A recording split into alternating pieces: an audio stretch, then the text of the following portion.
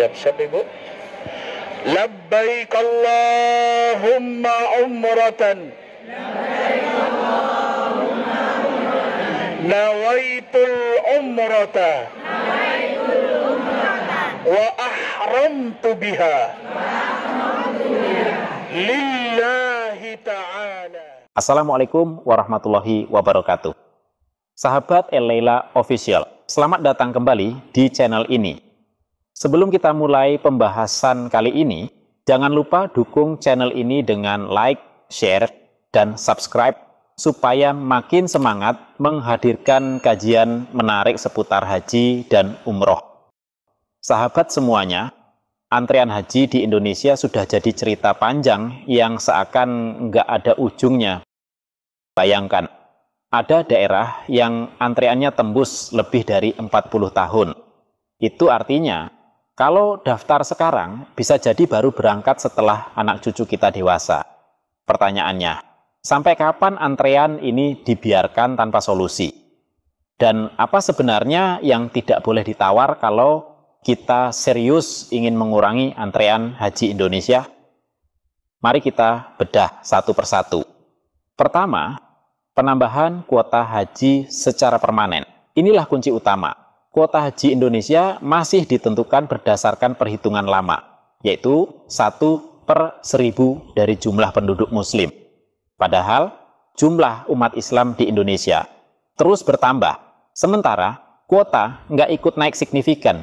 Akhirnya, antrean makin panjang, makin sesak, dan makin nggak masuk akal. Negosiasi dengan Arab Saudi harus dilakukan serius, bukan sekadar seremonial. Kita butuh diplomasi tingkat tinggi langsung antara kepala negara agar Indonesia dapat tambahan kuota secara permanen. Bahkan, ada peluang untuk memanfaatkan kuota negara lain yang tidak terpakai. Tapi ini harus diurus dengan cerdas dan penuh lobi. Tanpa penambahan kuota, semua solusi lain cuman tambal sulam. Lalu yang kedua, transparansi dan akurasi data jemaah. Percuma kuota ditambah kalau datanya masih kotor. Selama ini, publik sering mendengar isu data siluman di antrean haji. Ada nama yang muncul tanpa ikut daftar resmi, ada yang loncat antrean, bahkan ada yang pakai jalur titipan. Kalau ini masih terjadi, antrean tidak akan pernah beres, maka Siskohat, sistem pendaftaran haji kita, harus dibersihkan total.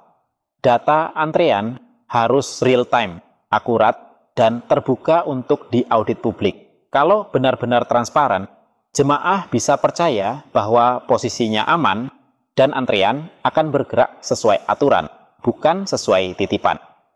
Kemudian yang ketiga, pembenahan skema pembiayaan haji. Inilah masalah klasik, subsidi haji dari dana jemaah.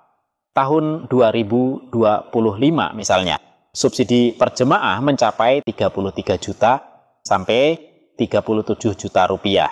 Masalahnya, subsidi ini justru bikin ketidakadilan.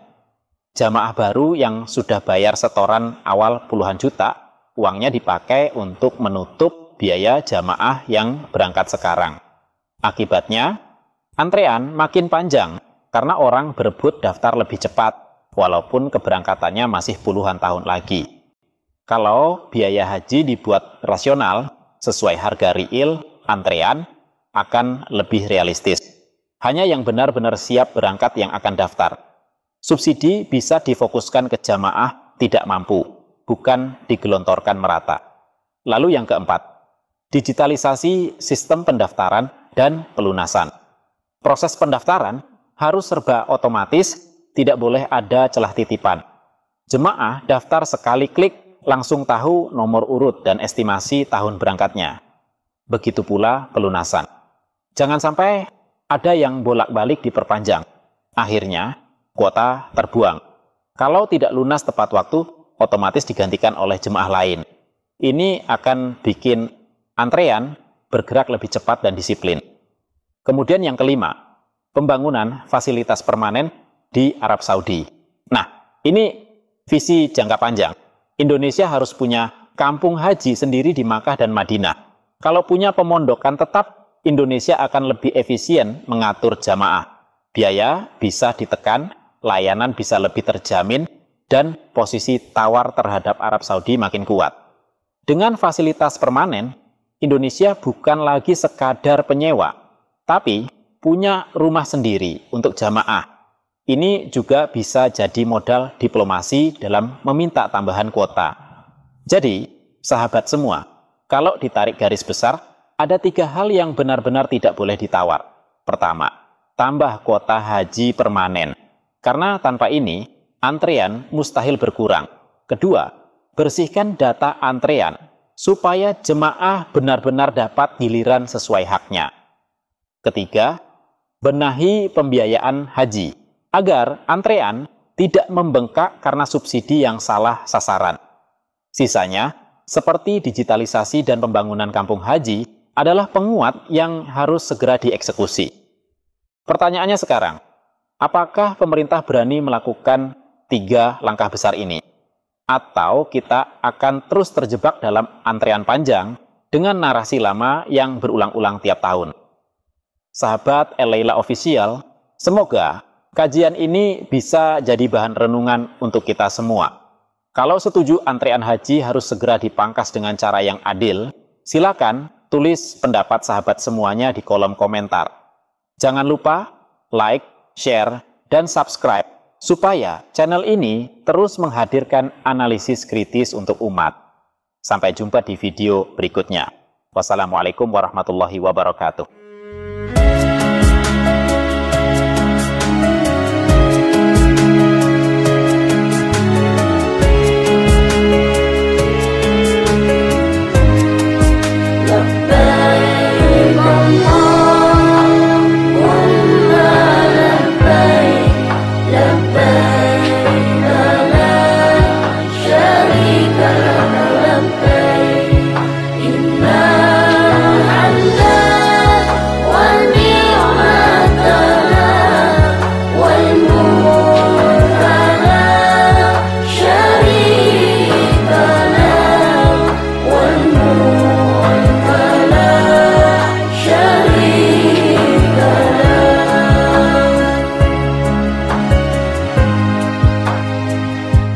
Ya Allah yang Maha Pemurah, beri kami sehat walafiat,